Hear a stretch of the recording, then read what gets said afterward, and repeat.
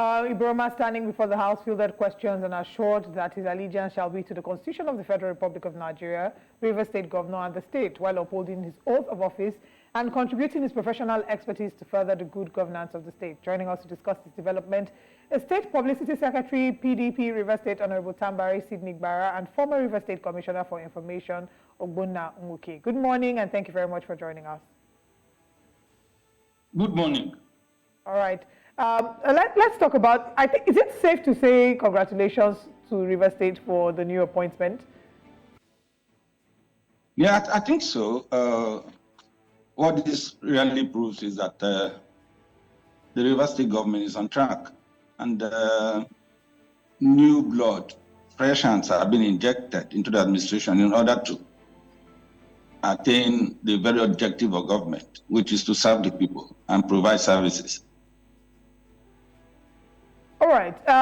So before we get into the details of this particular story, let's talk about what's been going on in Rivers State. It feels like every day there's a new story or there's a new headline to trend in Rivers State. Over the past 24 hours, the hashtag Godfatherism has been trending on X, with a number of people saying, some saying that Siminalayi Fubara is trying to dismantle the structure of Godfatherism in the state, whilst others saying he's trying to bite the finger that fed him.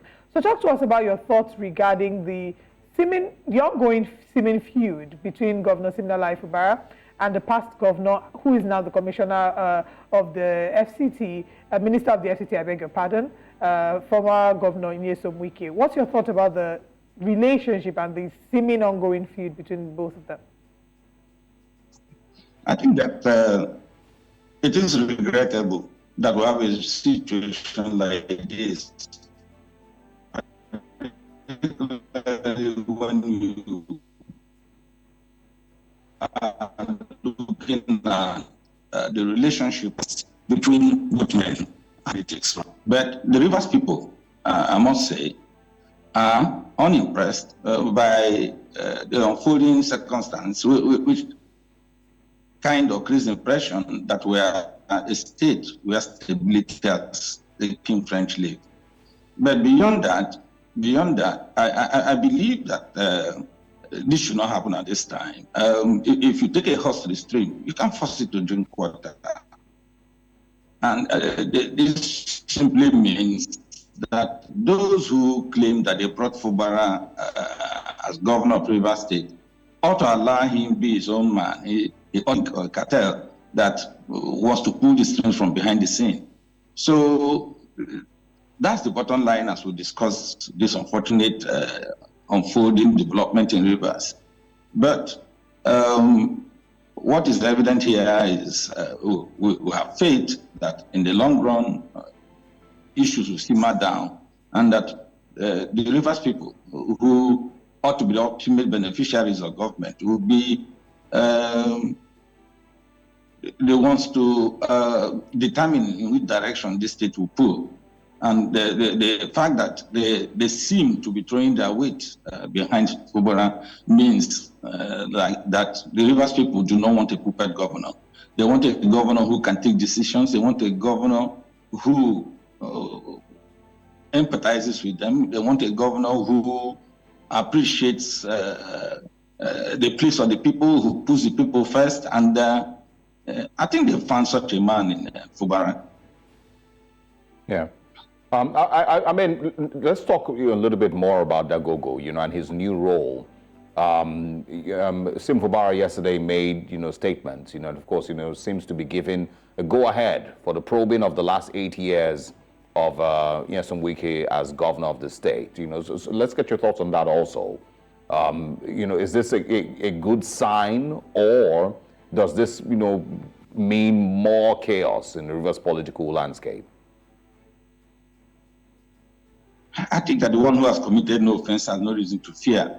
If the intention of the government at this time is to come clean with what may have transpired in the past, then I don't see anything wrong with government instituting an inquiry, to say, for example, what transpired under the Nwuke years.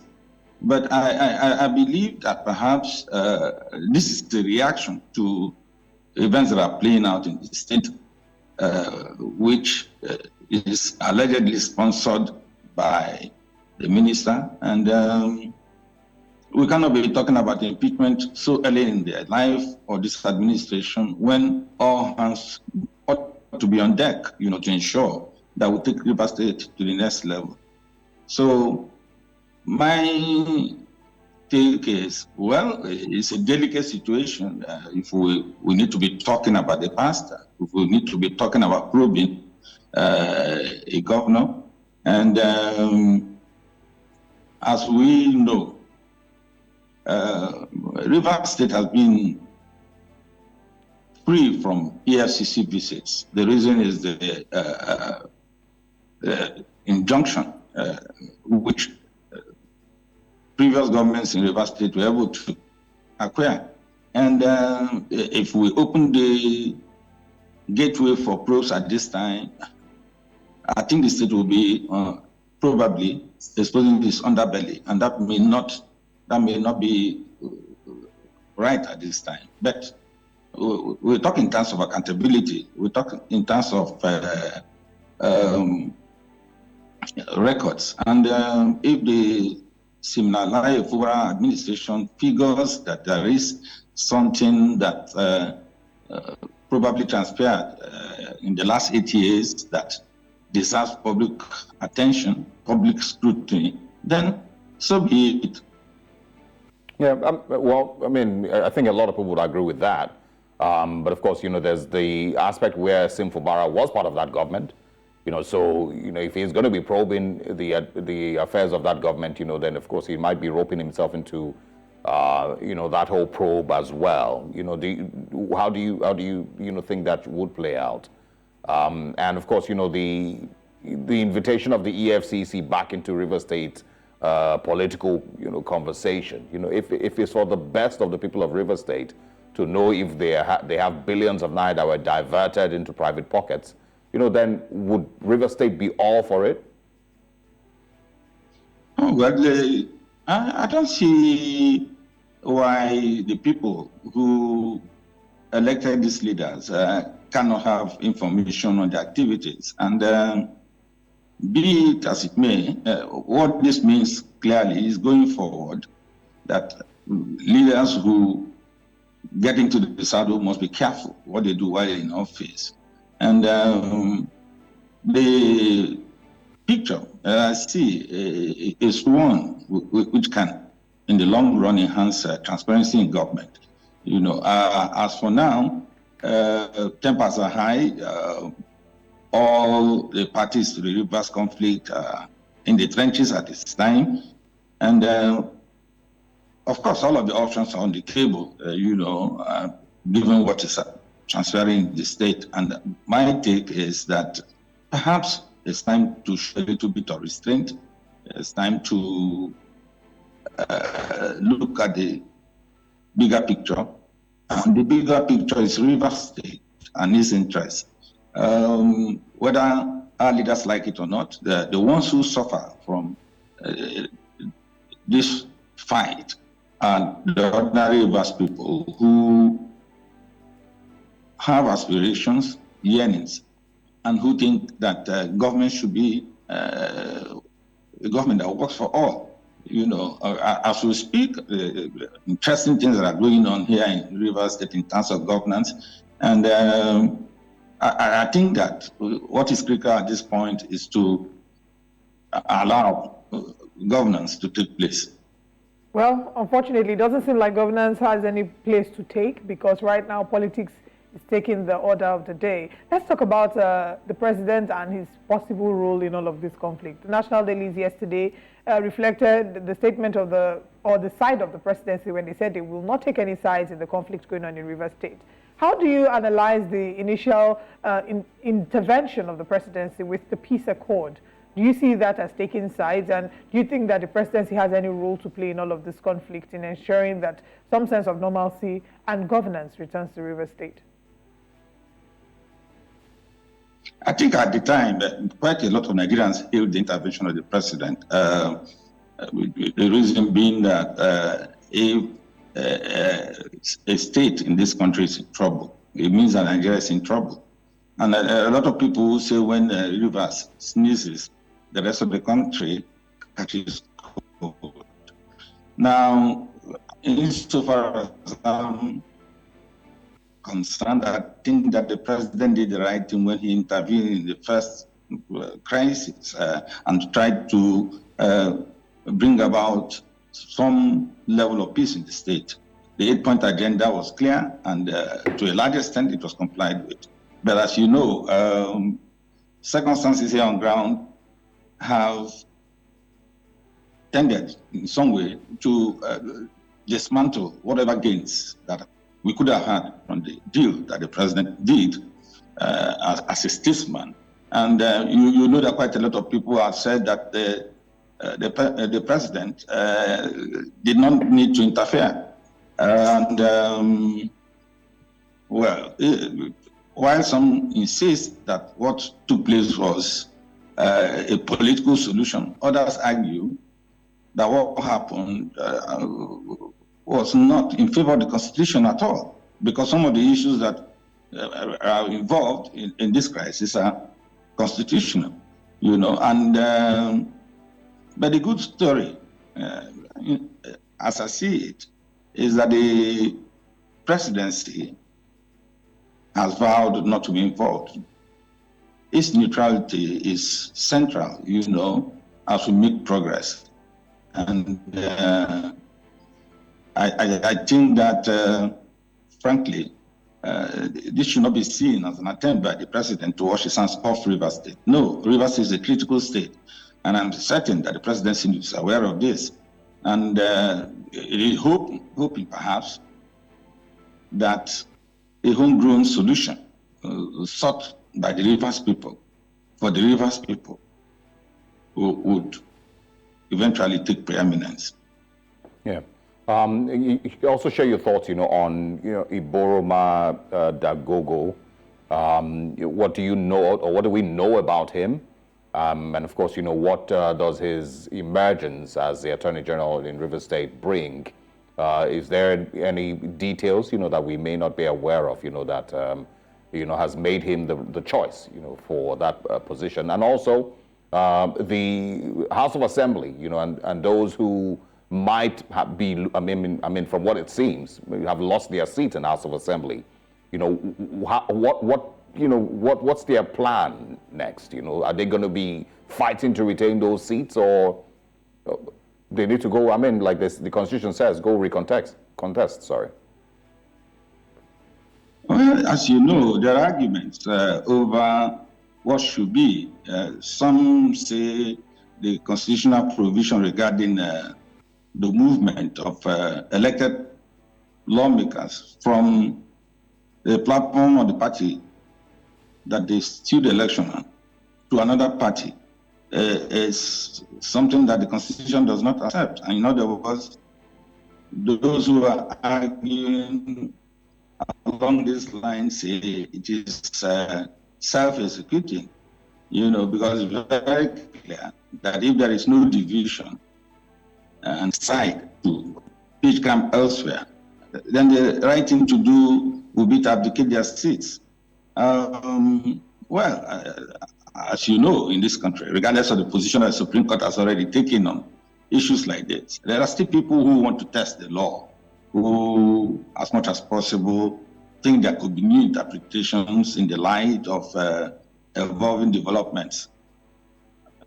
Now, not much is known about the Attorney General who had just come on board. That's because he's not a politician, and he's a professional. You know, and I don't think that among the political class here in Rivers State, his name, when came through, took quite a lot of people by surprise. But what is clear here is that he is competent.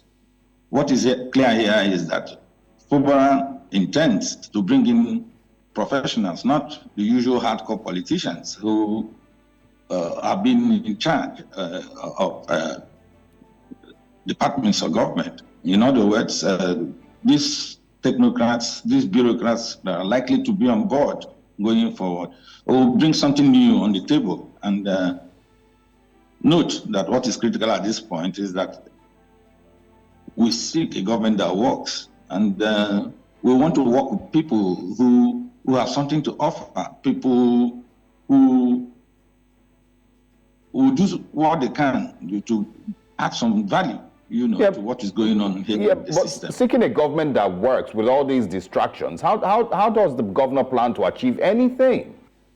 I mean, we're almost a year, after inauguration. When does work actually start? And I mean, does Fubara even does he have a clear roadmap on what he hopes to achieve for Rivers State before we even start talking about, being able to achieve these things? Because at this point, I'm sure that there's a lot of people who may love the PDP in Rivers State, but they would also argue that the PDP hasn't really taken the state very far because of the politics that takes center stage in Rivers State instead of governance. I don't think that is correct. If you have followed Rivers history, you will find that issues like we have on our hands now are nothing new. We've always had people who disagree. We've always had people who have come to a point of agreement. The government has continued to move. I want to say that right from the days of Dr. Peter Odili up to this time, PDP has offered leadership to Rivers people.